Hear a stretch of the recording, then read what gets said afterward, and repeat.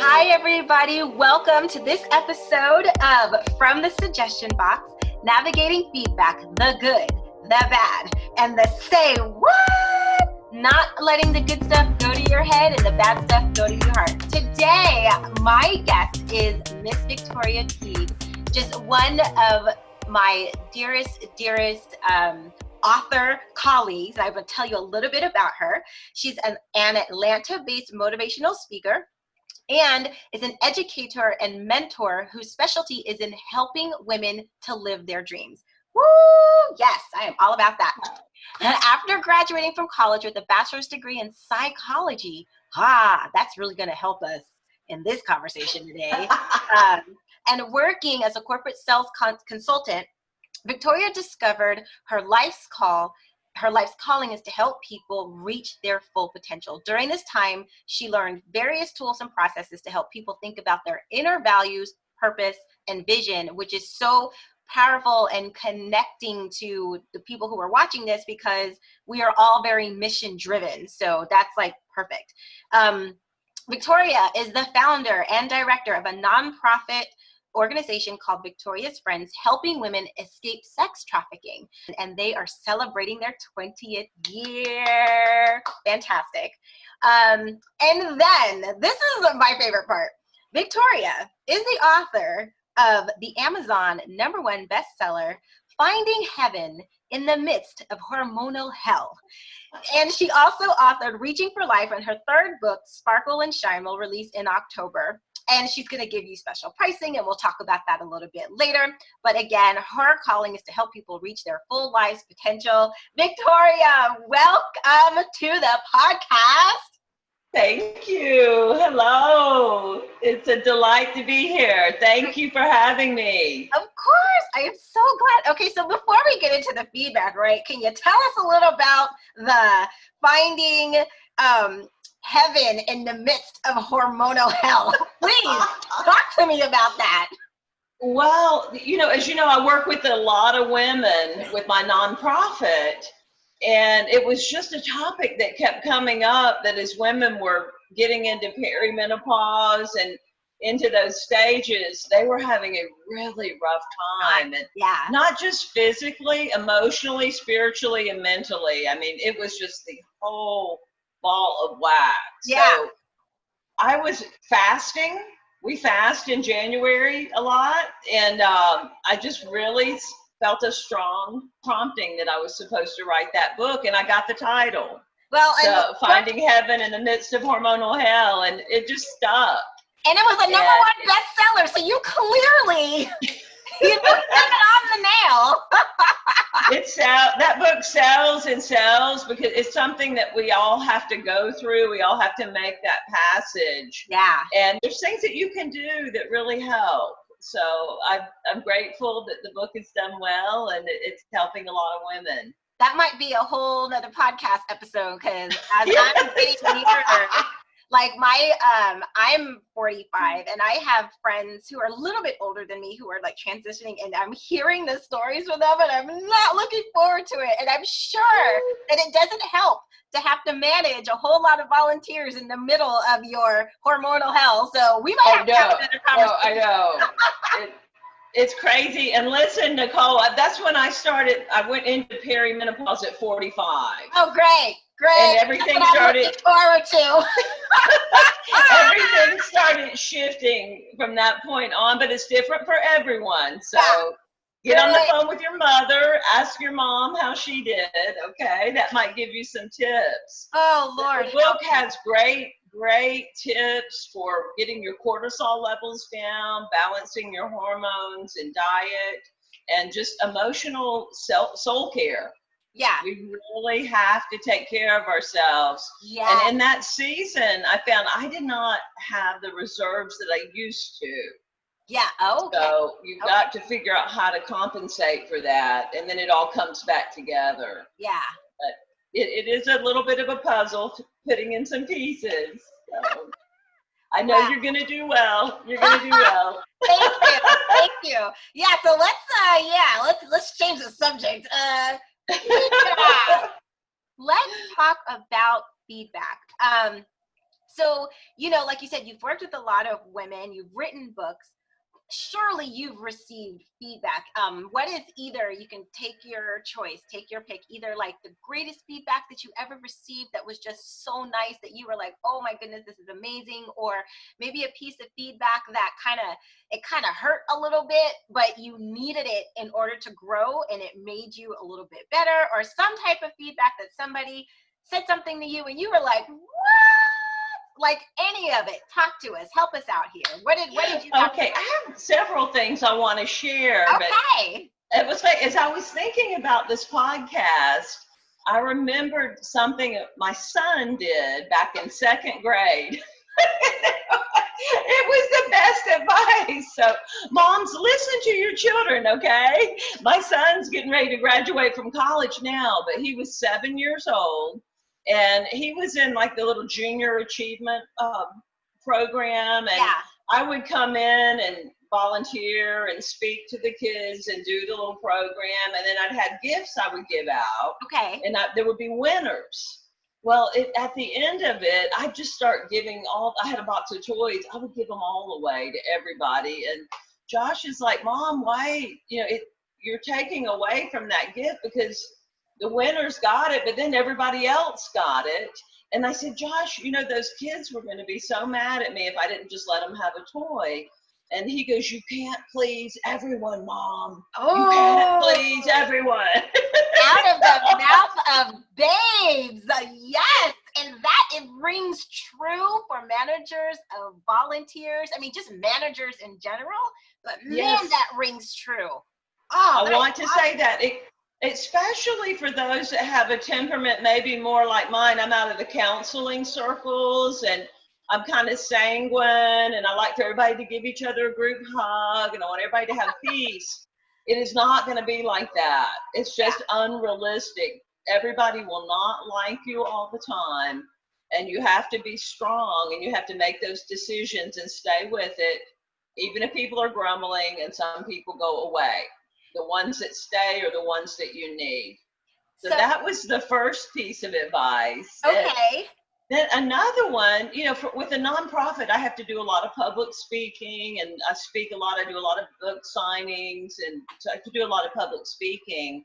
So when I first started, my story, the reason I did the nonprofit for sex trafficking was I had a very rough teenage years.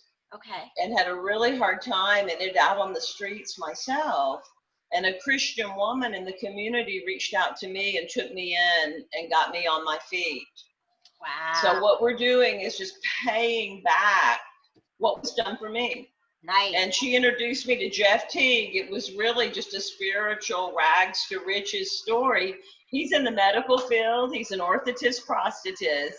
And, I went from one side of the tracks to the other overnight.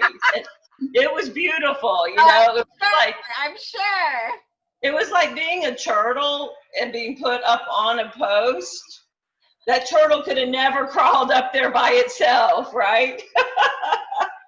So I was asked to share my story in church. Okay. And I put so much into it, hours of preparing what I wanted to share. And everything in it was very, very special to me. Yes. So we had rehearsal. I got up and shared the whole thing. And the lady came over and she said, scratch, it's a rewrite.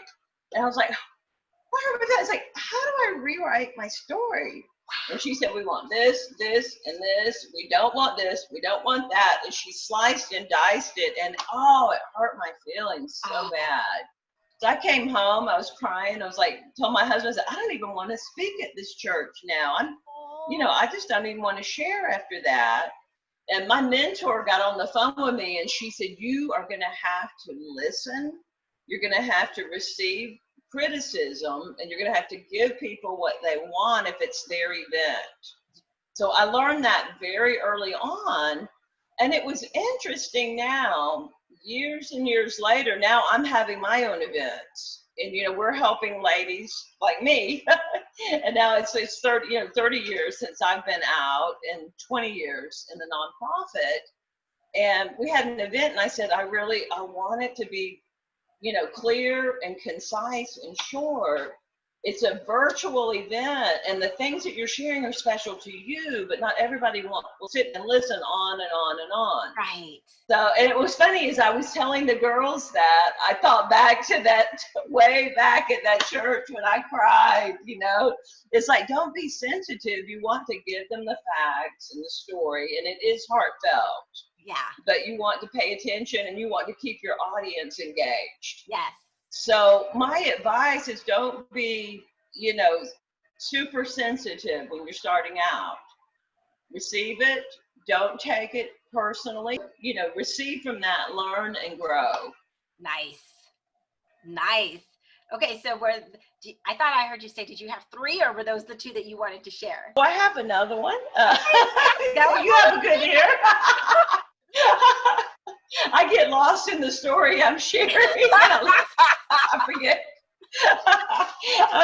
The last one is called a boomerang blessing. Okay.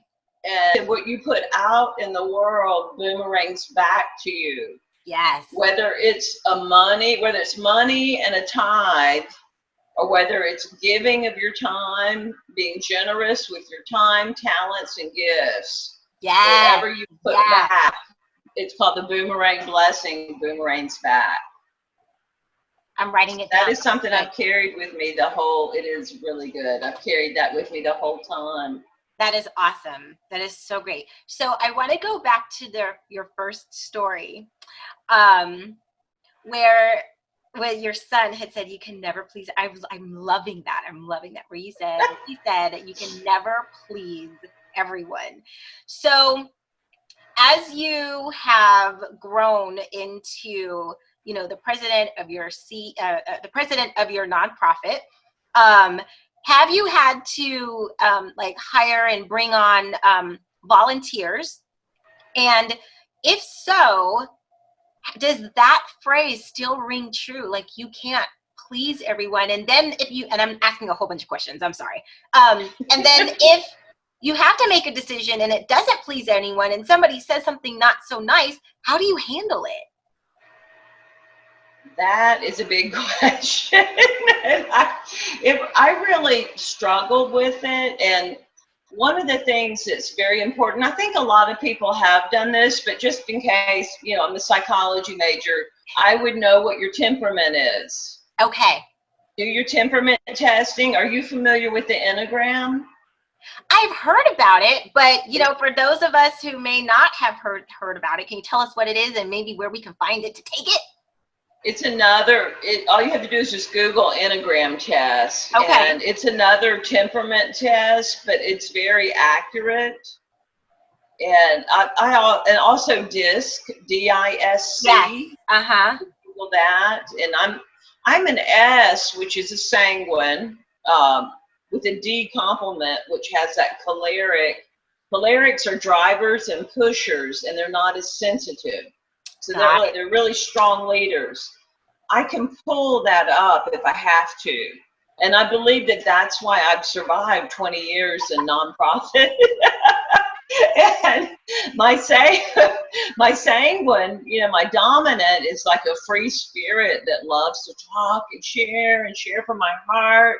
Yeah. And I learned that you just can't do that all the time. There's a time and a place for it. Right. And not everybody's going to like you. And if you're trying to please everybody, it's a really good way to fail. I learned really hard lessons on this one.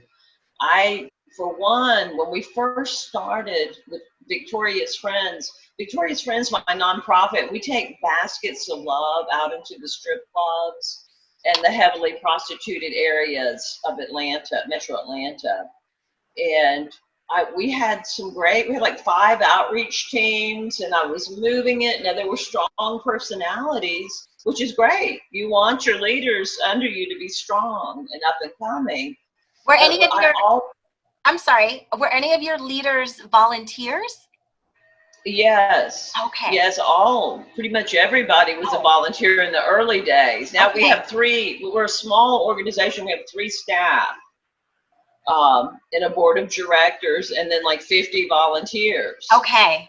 So the volunteers love to come in and do the baskets, and we have basket making parties, and they get the baskets. I kept getting very strong, independent people that wanted to tell me how to do it. They're like, get out of the way. This is how we're going to do it. Okay. So I was running my 5 outreach teams beautifully, and we've done well. Listeners that might not be familiar with our nonprofit, we've helped hundreds and hundreds of ladies in 20 years come out of sex trafficking, stripping, and prostitution. So we have done very well. It was managing those outreach teams in the beginning, and one lady said, well, since you have so many strong volunteers, she goes, I'm going to recommend that you let each team run itself. In other words, if your team's from this organization, y'all do your own baskets, and then just let Victoria know what strip club you're going into, okay? Okay. So that worked for about 2 months. And then we lost almost everybody. People were so mad. They were like fighting each other. Nobody would communicate. Communication was scrambled. So you need a leader. You got to have one leader that's leading the troops, okay?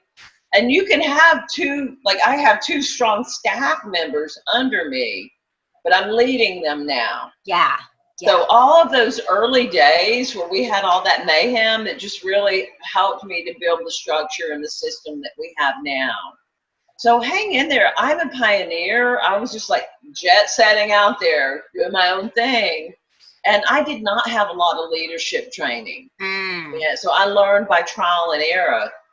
And we learned a lot. And we did get a system down that works. So hang in there with it.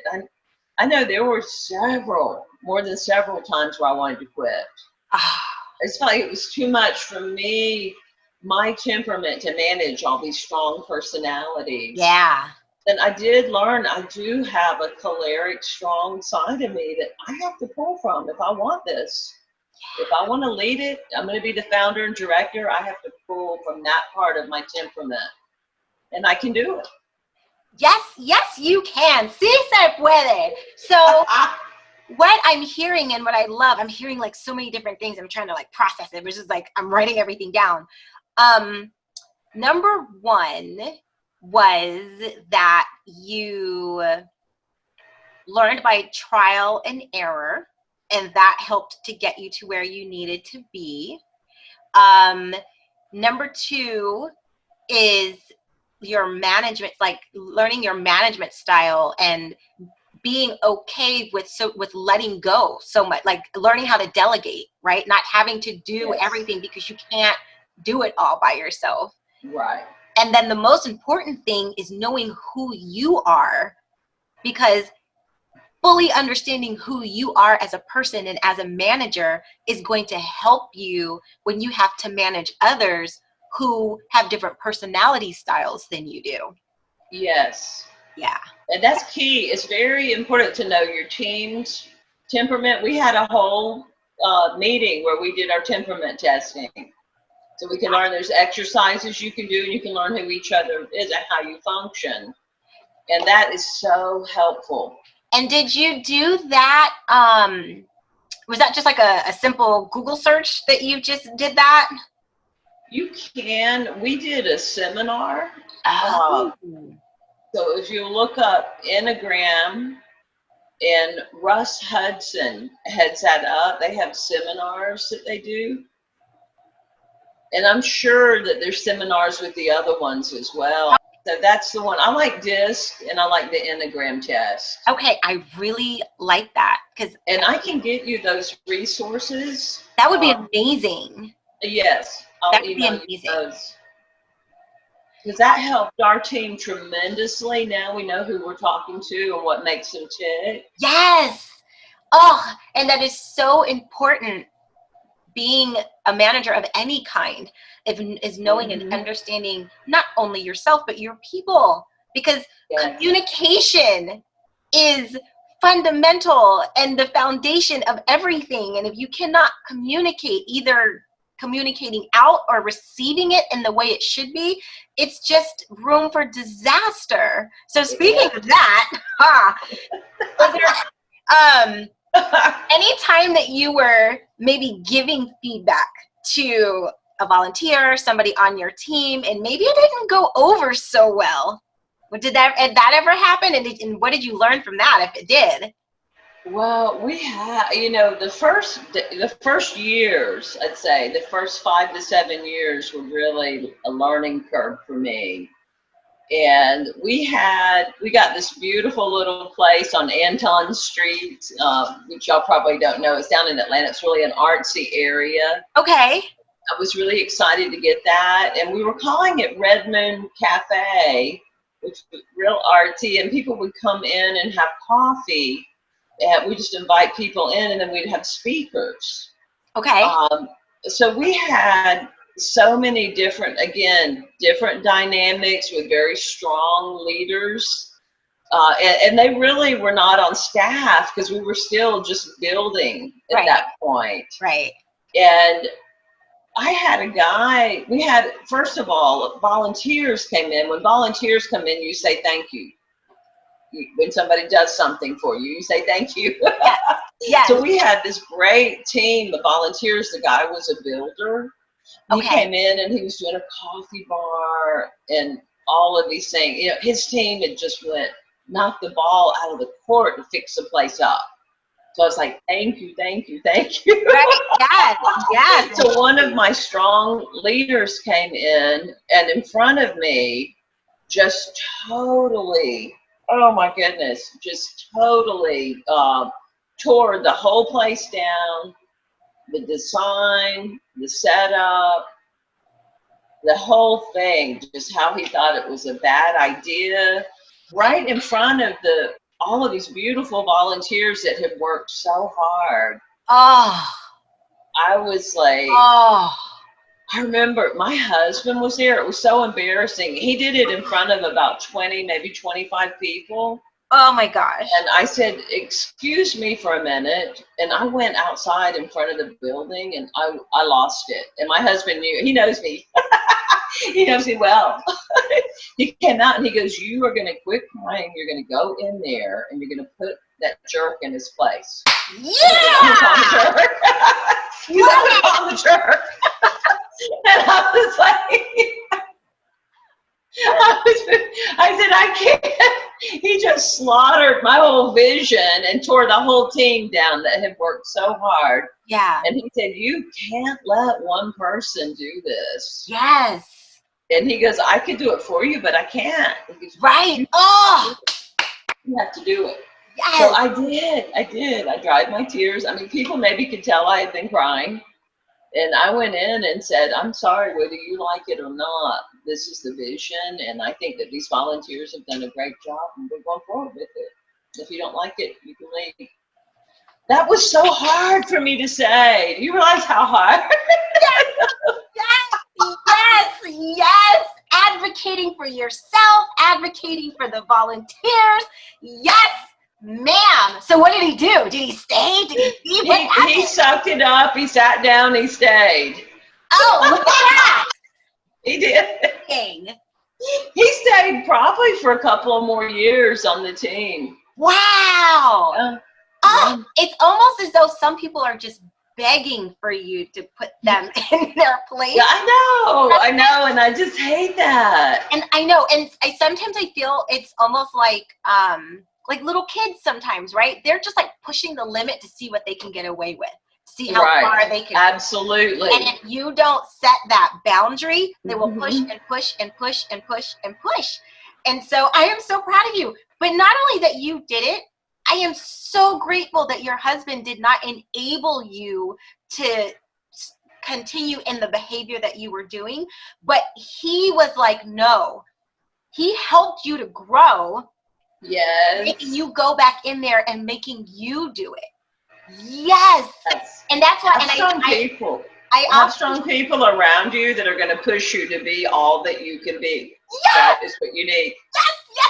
I was just about to say, I am such a big believer in who is in your corner, who is your support system, who is your cheerleader, who is that person that is going to be encouraging to get you back into the ring, so to speak, after you just got the crap beat out of you and you're frustrated and you don't want to go on and you're hurt and you're like, I don't want to do this anymore.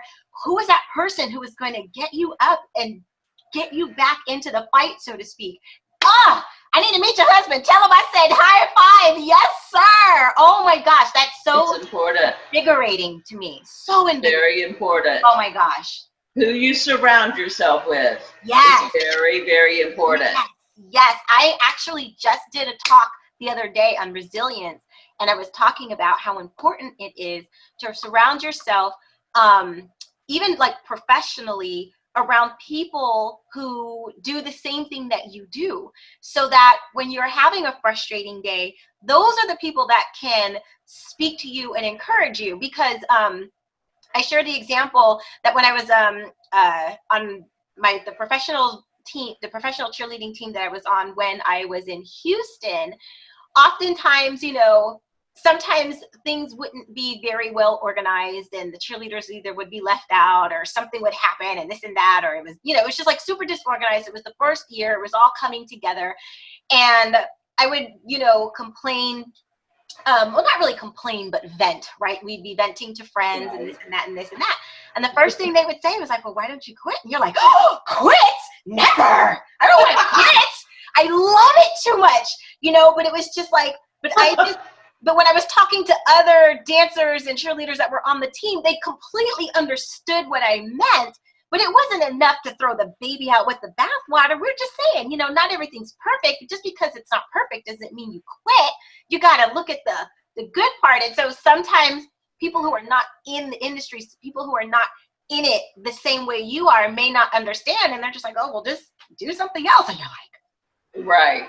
What are you talking about? Like, no. Oh man, so I'm just like invigorated. Like I want to jump out of my seat and like I should get my palms right now. Just be like, yeah. What's your husband's name? His name is Jeff. Jeff? Okay, hold on. Yeah. You like Jeff?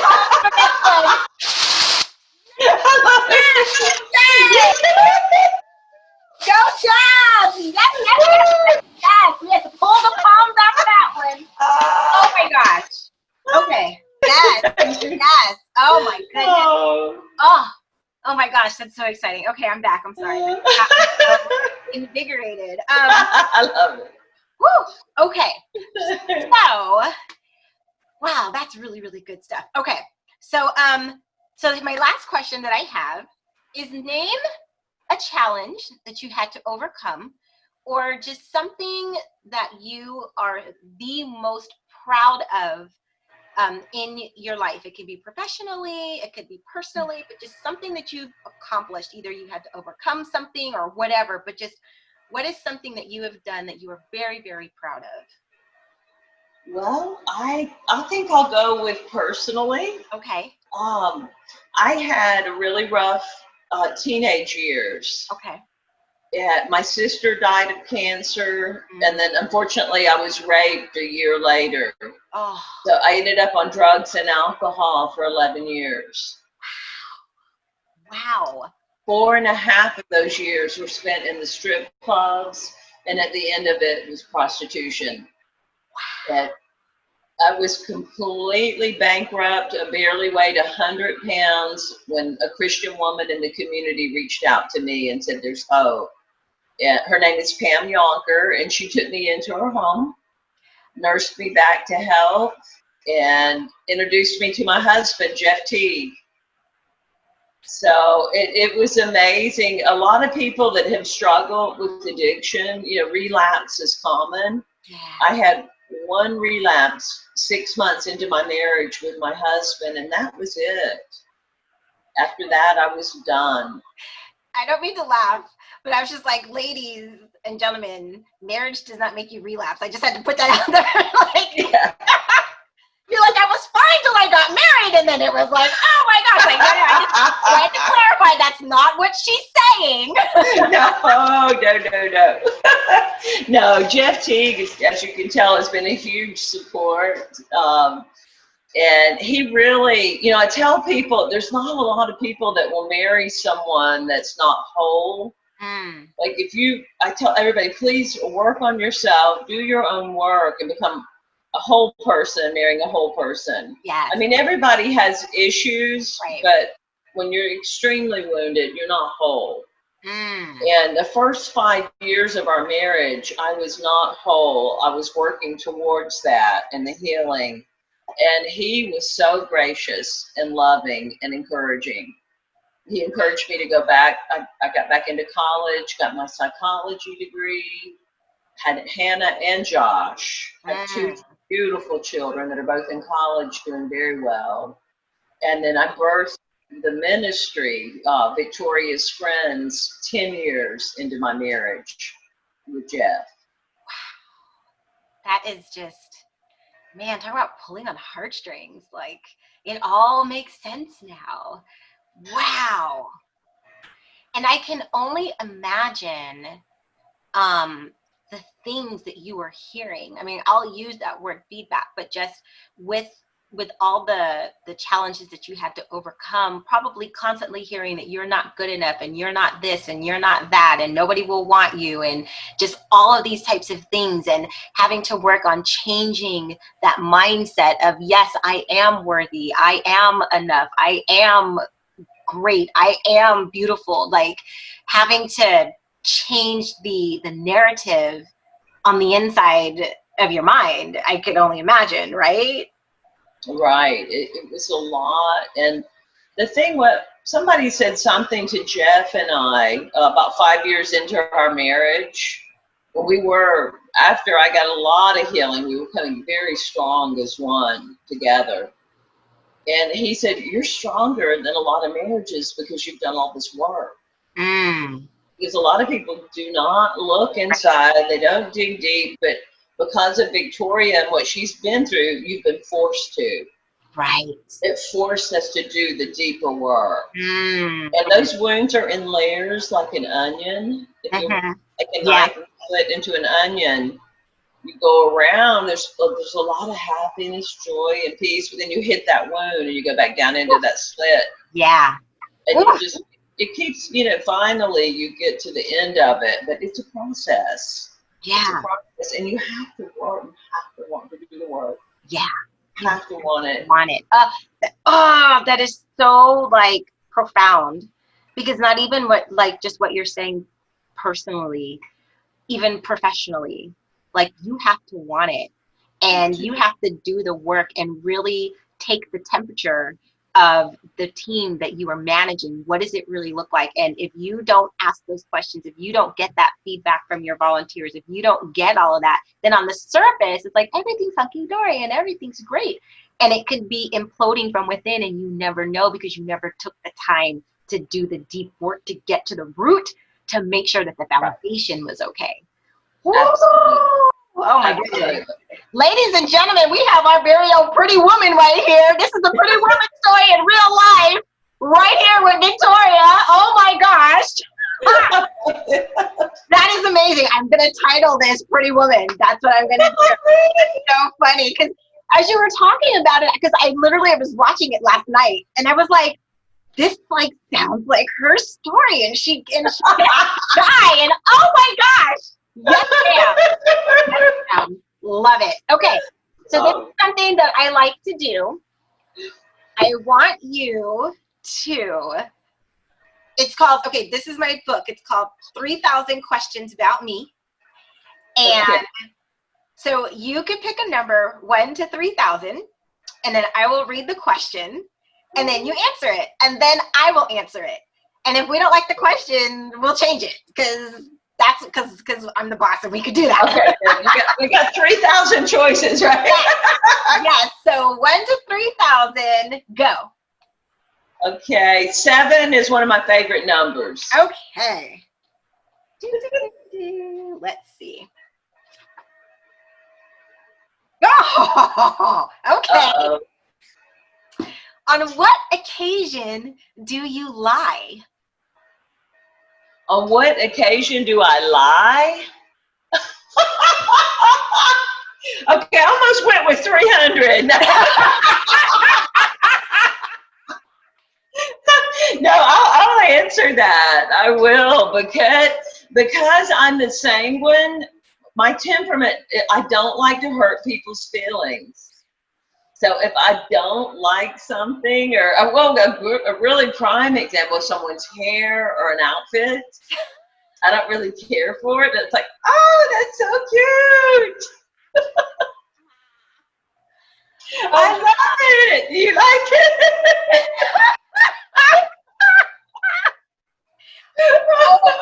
I am the same. I am guilty. Forgive me.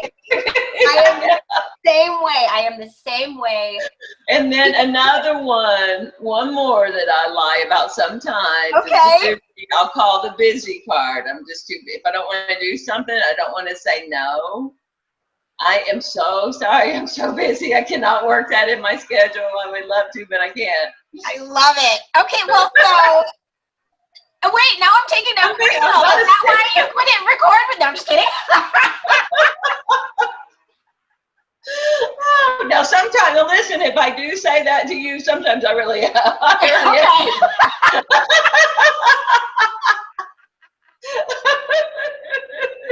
Oh my gosh. Oh my gosh, I'm so hot. Okay.